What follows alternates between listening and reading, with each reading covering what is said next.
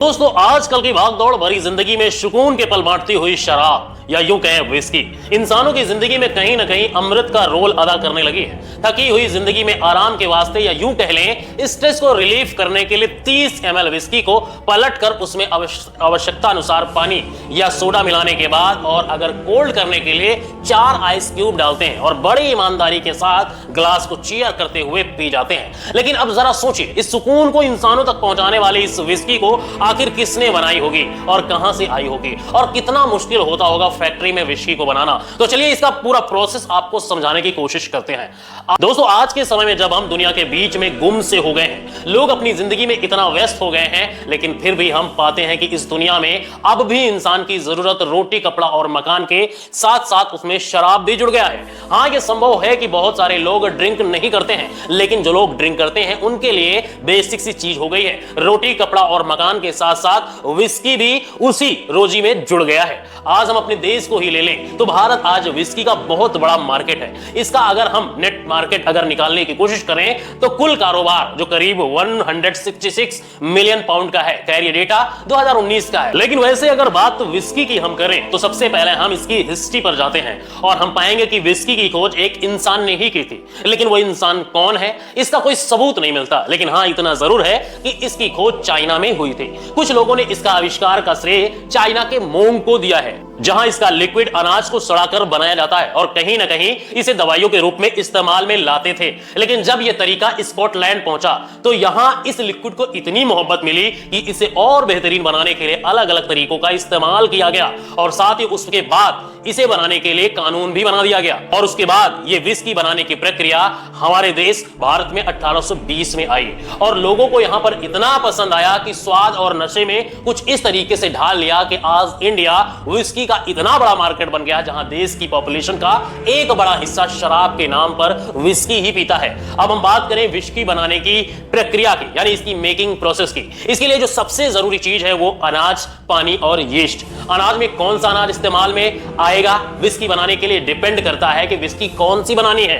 अगर हम single volt whisky बनाते हैं उसके लिए अनाज के तौर पर राई ग्रेन्स का इस्तेमाल किया जाता है, लेकिन अगर वही हम बर्बर विस्की बना रहे हैं तो अनाज के तौर पर हमें कॉर्न का इस्तेमाल करना पड़ता है। आते हैं इसकी प्रक्रिया पर। तो विस्की मेकिंग प्रोसेस कई तरीकों से होकर गुजरता है, जिसमें सबसे पहला आता है सिलेक्शन एंड प्रिपरेशन। इस प्रक्रिया में सबसे पहले यह तय किया जाता है कि हमें कौन सा अनाज लेना है और उसकी गुणवत्ता का स्तर क्या होगा, यह सब डिसाइड किया जाता है। और साथ में पानी में कौन कौन सी मिनरल की मौजूदगी होनी चाहिए, इस बात का भी ध्यान रखा जाता है कि अगर पानी में लाइम मौजूद है तो विस्की मेकिंग प्रोसेस को काफी आसान हो जाता है बनाने में। के बाद हम आते हैं मोल्टिंग प्रक्रिया पर। इस प्रक्रिया को हम अगर पहले साइंटिफिक तौर पर समझें तो इसका मकसद होता है इस्तेमाल में आने वाले अनाज के एंजाइम को प्रोड्यूस करना।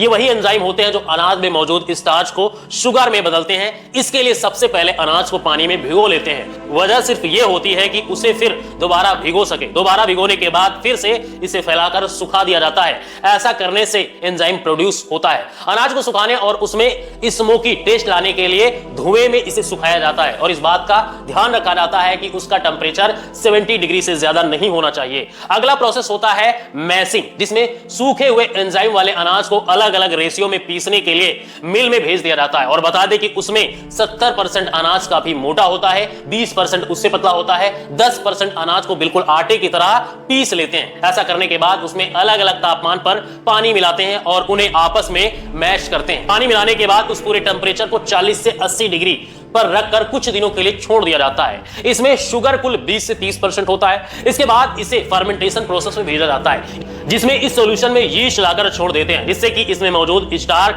अपने को सेलुबल शुगर में बदलना शुरू कर देता है और यहीं से शुरू होता है अल्कोहल बनाने का असली सिलसिला।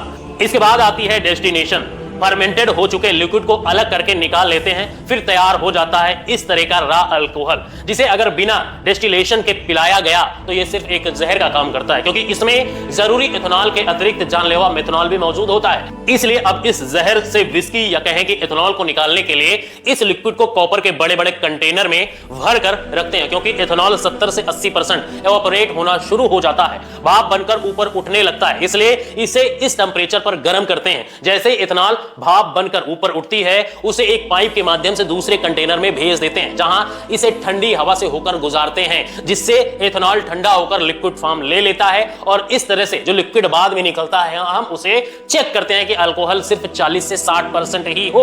अगर ऐसा है तो ठीक है, अगर ज्यादा है तो इस लिक्विड को पानी में मिलाकर उसे ओक की लकड़ी से बने बैरल में भरकर रख देते हैं, जिस बैरल को अंदर और बाहर दोनों तरफ से एक बार चलाया जाता है। ऐसा कहा जाता है कि इस बैरल में विस्की को करीब 3 साल रखा जाना चाहिए, लेकिन आज भारत में इसकी खपत इतनी ज्यादा है कि इसे 3 साल रखकर इंतजार करना बहुत मुश्किल हो जाता है। इसलिए आजकल बहुत सी बड़ी बड़ी कंपनियां डिस्टिलेशन के बाद इसे बोतलों में भरकर लेबल लगाकर मार्केट में भेज देती हैं। लेकिन दोस्तों, आज भी जो महंगी विस्की मार्केट में मिलती है वो कहीं ना कहीं इसी तरह के बैरल में भरकर कई सालों तक रखी जाती है। विस्की के बारे में कहा जाता है कि जितनी पुरानी हो जाती है उतना ही अच्छा टेस्ट देती है। तो दोस्तों, ये थी फैक्ट्री में विस्की बनाने की पूरी प्रक्रिया। अब अगर विस्की के बारे में आपको थोड़ी और जानकारी दें तो ये कहा जाता है कि विस्की एक शॉट डेली लेने से बॉडी में बहुत सी डिजीज कंट्रोल में रहती हैं। इसलिए जरूरी है कि अगर आप भी विस्की पीते हैं तो उस पर कंट्रोल होना जरूरी है, कंट्रोल नहीं होना चाहिए। तो दोस्तों, अगर आप भी ड्रिंक करते हैं तो आपकी पसंदीदा विस्की कौन सी है कमेंट में हमें जरूर बताएं। और अगर आज की वीडियो आपको पसंद आई हो तो वीडियो को लाइक करके अपने दोस्तों और रिश्तेदारों को जरूर शेयर कर देना जो अल्कोहल लेते हैं, और अपने अल्कोहलिक दोस्त को जरूर शेयर करना। अगर उसे ना मिले तो हो सकता है वो इसी जुगाड़ से बना भी ले। फिलहाल मिलते हैं नए वीडियो में, तब तक के लिए दीजिए हमें इजाजत। जय हिंद।